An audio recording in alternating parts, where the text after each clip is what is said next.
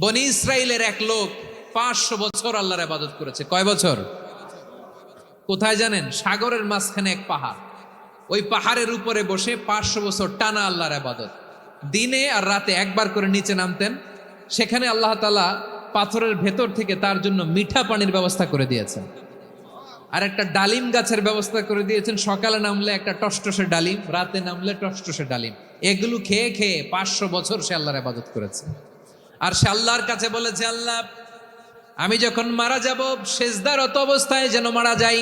ঠিকই আল্লাহ সেজদারত অবস্থায় সাইয়েদনা আজরাইলকে পাঠিয়ে দিলেন। সেজদারত অবস্থায় লোকটা মারা গেল। 500 বছর ইবাদতের পরে আল্লাহর দরবারে কিয়ামতের কঠিন ময়দানে যখন লোকটা হাজির হয়ে যাবে, আল্লাহ বলবেন, আদখিলু আবদি আল জান্নাতা বিরহমাতি, আমার বান্দাকে আমার দয়া, আমার ভালোবাসা দিয়ে জান্নাতে ঢুকায়া দাও। 500 বছর ইবাদত করছে তো আমার দয়ায় আমার বান্দারে জান্নাত দাও। এই বান্দা বলে, বালবি আমালি, আল্লাহ তোমার দয়া লাগবে কেন? আমি আমার আমল দিয়ে জান্নাতে যেতে চাই। কি দিয়ে? কথা বুঝে নাই বোধহয়। আল্লাহর এই বান্দা কি দিয়ে জান্নাতে ঢুকতে চায়? আমল দিয়ে। আল্লাহ বলছে, আমার দয়ায় আমার বান্দারা জান্নাতে নিয়ে যাও। ফেরেশতারা এ বলে, আল্লাহ তোমার দয়া লাগবে কেন? সেজদা তো কম দেই নাই, জিকির করতে করতে 500 বছর শেষ করে দিলাম, আবার তোমার দয়া লাগবে? আমি তো আবার আমলেই জান্নাতে যেতে পারি। আল্লাহ বলবেন, তাই ঠিক আছে, আমি চাইলাম দয়া দিয়ে জান্নাত দিব, তুমি চাইলে আমল দিয়ে ঢুকবা। ঠিক আছে, তোমার আমল আর আমার যে দয়া, দুইটার একটু মাপ দেই। তোমার 500 বছরের ইবাদত এক পাল্লায় রাখো। আর আল্লাহ বললেন, আমি যে দয়া করে এই দুনিয়ার নাজ নেয়ামত বিউটি সৌন্দর্য দেখার জন্য তোমার দুটা চোখ দিয়েছিলাম, দুটা নয় একটা চোখ আরেক পাল্লায় রাখো। রাখা হবে, দেখা যাবে ওই 500 বছরের ইবাদত হালকা হয়েছে, আর মুহূর্তের মধ্যে আল্লাহর দেয়া একটা চোখের নেয়ামত ভারী হয়ে গিয়েছে। আল্লাহ বলবেন, তোমার কথা মতো মাপ দেয়া হলো, এবার ফলাফল দেখো, হিসাব বলে তুমি এখন জাহান্নামে যাবা। Go to the hell fire, যাও এবার জাহান্নামে যাও। মাপ জোখে যখন আসছো আমার সাথে হিসাব ক্যালকুলেশন, যাও তুমি এবার জাহান্নামে যাবা। এবার লোকটা কাচুমাচু করে বলে, আল্লাহ আমি বুঝি নাই, আল্লাহ আমি বুঝতে পারি নাই, খেয়াল করি নাই, তুমি আমারে ক্ষমা করো, তুমি আমারে মাফ করো। ও আল্লাহ, এবার আমি টের পেয়েছি, এবার আমি বুঝতে পেরেছি, তোমার দয়া ছাড়া দুনিয়ায় কেউ জান্নাতে যেতে পারবে না, কেউ পারবে না। আল্লাহ বললেন, ওরে গোলাম, তুই তো কিছুই ছিলি না, অস্তিত্বহীনতা থেকে তোরে অস্তিত্বে আনলো কে? ওই ছোট্ট শুক্রাণু থেকে মায়ের পেটে 9 মাস ধরে খাবার দিয়েছে কে? আবার সুস্থতার সাথে দুনিয়ার বুকে তোরে ডেলিভারির ব্যবস্থা করে দিল কে? আবার তোর মায়ের বুকের ভেতরে 2টা খাবারের লাইনের ব্যবস্থা করে দিল কে? আবার তোকে শৈশব পেরিয়ে কৈশোর পেরিয়ে তারুণ্য, তারপরে যৌবন, এগুলো দান করলো কে? তার চেয়ে বড় কথা, পাহাড়ের মাঝখানে সাগরের মাঝখানে 500 বছর ইবাদত করার শক্তি তোর গায়ে দিয়েছে কে? এই সাগরের মধ্যে লোনা পানি, লবণের পানি মুখে দেয়া যায় না, সেখান থেকে আমি পাহাড়ের ভেতর থেকে মিঠা পানির ব্যবস্থা করে দিলাম। ওই জায়গায় তোরে রিজিকের বন্দোবস্ত করলো কে? সকাল বিকাল 2 বেলা টসটসে ডালিম খাওয়ার ব্যবস্থা করে দিল কে? তোর আবদার ছিল, আল্লাহ আপনি আমার সেজদারত অবস্থায় রুহু কবজ করবেন, তোর শেষ আবদারটাও পূরণ করেছে কে? ও গোলাম, আমার রহমতের তুলনায়, আমার নেয়ামতের তুলনায় তোর 500 বছরের ইবাদতের কোনো ওজনই হবে না। গোটা বিশ্বের কেউ কোনোদিন আমার জান্নাতে ঢুকতে পারবে না আমি আল্লাহর দয়া ছাড়া। হুয়ার রহমানুর রহিম, তিনি দয়াময়, তিনি মেহেরবান। জিব্রাইল আলাইহিস সালাম বিশ্বনবীর এই লম্বা হাদিসটা যখন শোনালেন, আমি যা যা বলছি এটা বিশাল এক হাদিসের অনুবাদ। বললেন, ইয়া মুহাম্মদ, এই দুনিয়ার সবটাই চলে আল্লাহর রহমত দিয়ে। হাদিসের শেষ কথা, সব চলে আল্লাহর কি দিয়ে? তখন বিশ্বনবী সাহাবাদের বললেন, ও সাহাবারা শোনো, আল্লাহর জান্নাতে কেউ কোনোদিন প্রবেশ করতে পারবে না তার রহমত ছাড়া। সাহাবারা বললেন, ইয়া রাসূলুল্লাহ, আপনিও না? আপনিও কি আল্লাহর রহমত ছাড়া প্রবেশ করতে পারবেন না? বিশ্বনবী বললেন, না আমিও না, আমি বিশ্বনবীও আল্লাহর জান্নাতে আল্লাহর রহমত ছাড়া ঢুকতে পারবে না। তবে কিয়ামতের দিন আল্লাহর রহমত আমার চারদিকে বেষ্টনী দিয়ে থাকবে। আল্লাহ নিজের পরিচয় দিয়ে বললেন, আলিমুল গায়বি ওয়াশ শাহাদাতি হুয়ার রহমানুর রহিম, আমি হলাম রহমান, আমি রাহিম। আল্লাহরে চিনছেন? ও বারোখালীর ভাইয়েরা, আপনার রবকে চিনতে পারতেছেন? তিনি দয়ার সাগর, তিনি মায়ার সাগর। তার দয়ার সাগর যে কত বড় আপনার কল্পনাতেও নাই। এজন্য আপনার পাপ যত বড় হোক, অন্যায় যত বড় হোক, অপরাধ যত বড় হোক, আপনার জুলুম যত বড় হোক, আল্লাহর রহমান নামের দরিয়া তার চাইতেও বড়। আল্লাহ বলেন, খুলিয়া ইবাদিয়াল্লাযীনা আসরাফু আলা আনফুসিহিম লা তাকনাতু মির রাহমাতিল্লাহ ইন্নাল্লাহা ইয়াগফিরুয যুনুবা জামিআ ইন্নাহু হুয়াল গফুরুর রহিম। ও আমার গুনাহগার বান্দারা শোনো, জুলুম করেছো, ভুল করেছো, অন্যায় করেছো, আল্লাহর রহমত থেকে নিরাশ হয়ো না। আমরা বিশ্বাসীরা কশিনকালে আল্লাহর রহমত থেকে নিরাশ হব না, ঠিক কিনা বলেন? আল্লাহর রহমত থেকে নিরাশ হবেন? ভুল করে ফেলছেন, আরে ভুল তো সবাই করে। পাপ হয়েছে, আরে পাপ তো সবার আছে, আমরা সবাই পাপী, সবাই পাপী। যত পাপ হোক, ভুল হোক, অন্যায় হোক, অনুতপ্ত হয়ে তওবা করে, অজু করে, জায়নামাজটা বিছিয়ে সেজদা দিয়ে চোখের পানি ছাড়েন। চোখের বেয়ে পড়া পানি আল্লাহর কাছে যে কত প্রিয়। অনুতপ্ত বান্দার চোখের পানির ফোঁটা তার চোখ বেয়ে, নাকের ডগা বেয়ে জমিনে ড্রপ করার আগেই আল্লাহর ওই বান্দার সব গুনাহ মাফ করে দেয়। আল্লাহ বললেন, আমি রহমানুর রহিম, আমি দয়াময়, আমি মেহেরবান। এরপর আল্লাহ বললেন, হুয়াল্লাহুল্লাযী লা ইলাহা ইল্লা হুয়াল মালিকুল কুদ্দুসুস সালামুল মুমিন। হুয়াল্লাহুল্লাযী, তিনি এমন আল্লাহ, লা ইলাহা ইল্লাহু, তিনি ছাড়া কোনো ইলাহ নাই। আল মালিক, তিনি হলেন আল মালিক। আল্লাহ বলছেন, আমি হচ্ছি আল মালিক। আমি কি? মানে সম্রাট। আল মালিক মানে হচ্ছে the king, the king of kings. সব রাজার বড় রাজা, মহারাজা। তার চেয়ে বড় রাজা আর কেউ নাই, তার চেয়ে বড় সম্রাট আর কেউ নাই, তার চেয়ে বড় ক্ষমতাধর সত্তা মহাবিশ্বে দ্বিতীয় কেউ নাই। চিৎকার করে বলেন ঠিক কিনা? তিনি আল মালিক। আল মালিক মানে ক্ষমতাধর, ক্ষমতার মালিক, রাজা ধীরাজ বাদশাহ। তার ক্ষমতা আর আমাদের ক্ষমতা একরকম নাকি? আবার আমার নবী, বিশ্ব নবী যখন সিজদায় লুটিয়ে পড়তেন, আম্মা জানা এসে বলেন, আমরা তো সিজদার মধ্যে সুবহানা রাব্বিয়াল আলা বলেই শেষ, কিন্তু বিশ্বনবী তাহাজ্জুদের নামাজে, নফল নামাজে, সুন্নত নামাজে 3 বার সুবহানা রাব্বিয়াল আলা তাসবিহ পড়ার পরে তিনি পড়তেন, সুবহুন কুদ্দুসুন রাব্বুল মালাইকাতি ওয়ার রূহ। সুবহ কুদ্দুস রব্বুল মালাইকাতি ওয়ার রূহ। সিজদায় লুটিয়ে পড়ে বিশ্বনবী এই দোয়াটা পড়তেন। নফল নামাজে, সুন্নাত নামাজে কিংবা তাহাজ্জুদের নামাজে সুবহানা রাব্বিয়াল আলার পরে কি পড়তেন? সুবহুন। আওয়াজ করে বলেন, সুবহুন কুদ্দুসুন রব্বুল মালাইকাতি ওয়ার রূহ। মানে আল্লাহ আপনি প্রশংসিত, আল্লাহ আপনি অতি পবিত্র, আপনি সব ফেরেশতা কুলের রব, ফেরেশতাদের সরদার জিব্রাইলের রব। সুবহানাল্লাহ। আজকে থেকে পড়বেন সিজদায়?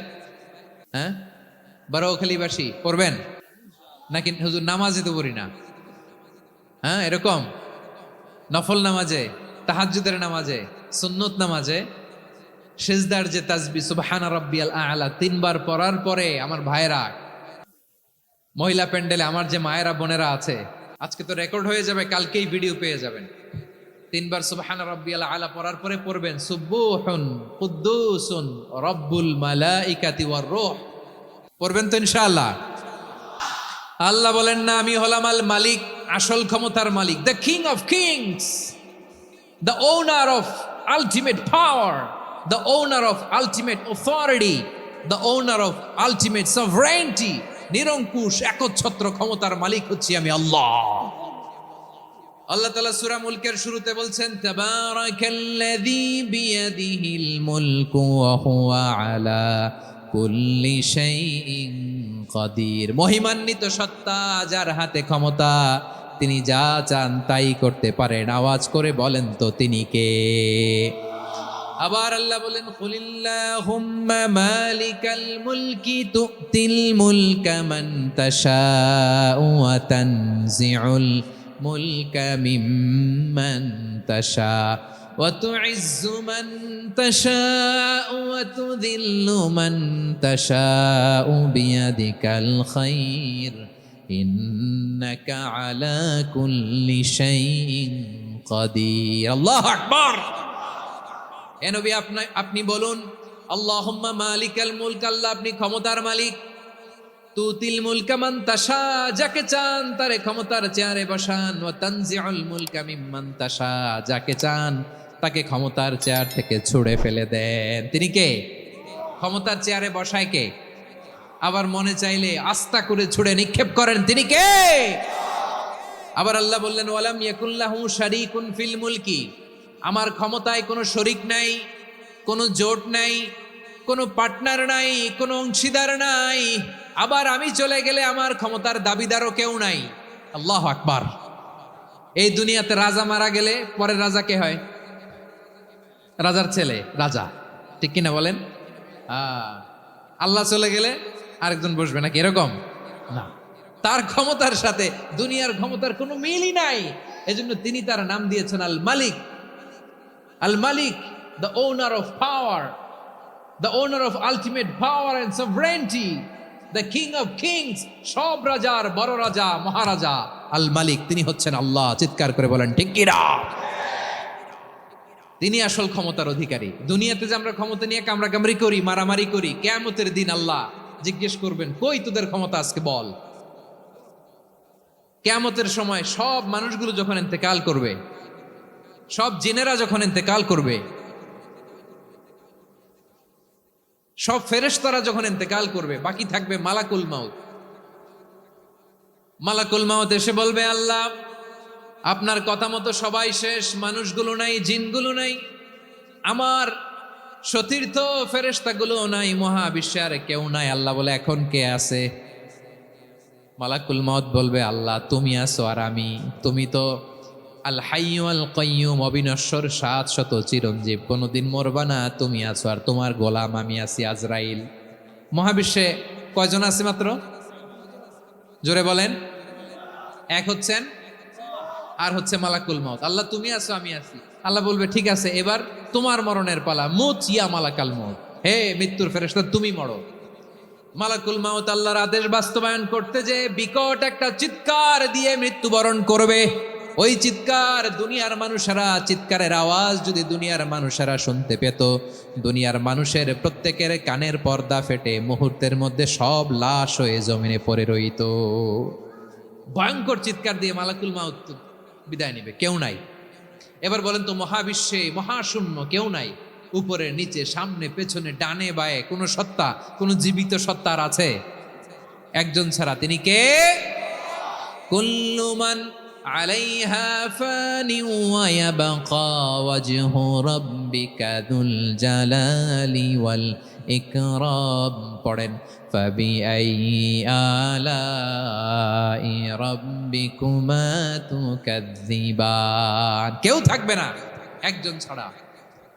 একজন ছাড়া এই ড্রোন দেখে হাত নাড়ালে হবে আমার দিকে তাকাইতে হবে কথা শুনতে হবে মহাবিশ্বে কেউ নাই একজন সত্তা ছাড়া আওয়াজ করে বলেন তিনি কে এবার আল্লাহ ডেকে বলবেন লিমানিল মুলকুল ইয়াউম ক্ষমতা কার who belongs the kingdom today who belongs the power authority today who belongs the sovereignty today আজকে ক্ষমতা কার দুনিয়াতে ক্ষমতা নিয়ে এত কামড়াকামড়ি দুনিয়াতে চেয়ার নিয়ে এত মারামারি এত অত্যাচার এত রক্তপাত এত ব্লাডশেড আজকে বলো তো ক্ষমতা কার ক্ষমতা মহাশূন্যে কোনো আওয়াজ নাই শুধু আমার রবই বলবেন লিমানিল মুলকুল ইয়াউম আজকে ক্ষমতা কার কোনো আওয়াজ নাই উত্তর দেওয়ার মতো জীবিত কোনো সত্তা নাই ফলে কেউ উত্তর দিতে পারবে না আল্লাহ নিজেই প্রশ্নের উত্তর দিয়ে বলবেন লিল্লাহিল ওয়াহিদিল কাহ্হার একচ্ছত্র অধিপতি ক্ষমতার মালিক আল্লাহ ছাড়া কারোর জন্য কোনো ক্ষমতা নাই চিল্লায় বলেন ঠিক কি না তাহলে আর রহমান আর রাহিমের পরে আমরা জানলাম আমার আল্লাহর আরেকটা সুন্দর গুণবাচক নাম হচ্ছে আল মালিক কি নাম আল মালিক মানে দ্য কিং রাজাধিরাজ সব রাজার বড় রাজা মহারাজা এরপরে আল্লাহ বললেন আল কুদ্দুস তিনি হলেন আল কুদ্দুস মানে হচ্ছে অতি পবিত্র, মহাপবিত্র, the most holy, the absolutely pure, যার কোনো খুঁত নাই। আল্লাহর কোনো খুঁত আছে? তিনি মহাপবিত্র। আল্লাহর পবিত্রতা যখন আমরা বর্ণনা করি আল্লাহ খুশি হয়ে যান, কারণ তার সত্তার একটা বৈশিষ্ট্য হচ্ছে তিনি আল কুদ্দুস। বারোয়াখালীবাসী আল্লাহর নামটা একটু জপেন না, বলেন আল কুদ্দুস, সবাই আওয়াজ করে আল কুদ্দুস। অতি পবিত্র, তার মধ্যে কোনো অপবিত্রতার ছিটে ফোঁটা নাই। মহাপবিত্র, the most pure, the most holy, অতি পবিত্র। ফেরেশতারা বলেছিল আল্লাহ আপনি মানুষ কেন বানাবেন? নাহনু নুসাব্বিহু বিহামদিকা ওয়া নুকদ্দিসু লাক। এই যে নুকদ্দিসু কুদ্দুস পাইছেন? তারা বলেছিল আল্লাহ মানুষ কেন বানাবেন? মারামারি করবে, আমরাই তো ভালো, আমরাই আপনার মহিমা বর্ণনা করি, আমরাই আপনার পবিত্রতা বর্ণনা করি। নুকদ্দিসু লাক, তার মানে আল কুদ্দুস। আবার বিশ্বনবী বলেন ইন্নাল্লাহা তাইয়্যিব লা ইয়াকবালু ইল্লা তাইয়্যিবা। আল্লাহ পবিত্র, পবিত্রতা ছাড়া তিনি কিছু গ্রহণ করেন না, অপবিত্র কোনো কিছু আল্লাহ গ্রহণ করে না। অনেকে আছে ঘুষ খায়, সুদ খায়, অন্যায় অপরাধ চাঁদাবাজি যা আছে সব করে, হারাম টাকা, হারাম উপার্জন। এই হারাম উপার্জন দিয়ে আবার মসজিদ বানায়, আছে না নাই? ইনকাম সবটাই হারাম, ওইটা দিয়ে আবার এতিমখানা বানায়, আছে না নাই? আছে। ওইটা আল্লাহ কবুল করবে না, কারণ আল্লাহ নিজে পবিত্র। পবিত্র না হলে কিছুই অ্যাকসেপ্ট করেন না। সুবহানাল্লাহ পড়েন। তাহলে বুঝলাম তিনি আল কুদ্দুস মানে অতি পবিত্র। এরপরে আল্লাহ বলেন আমি হচ্ছি আসসালাম। আওয়াজ করে বলেন আসসালাম। আসসালাম মানে হচ্ছে শান্তির আধার। সালাম মানে কি? শান্তির আধার, যার কাছ থেকে শান্তি আসে। দ্য সোর্স অফ পিস, তিনি শান্তির আধার। এজন্য আমরা একে অপরের সাথে দেখা হলে কি বলি? সালাম। কি বলি?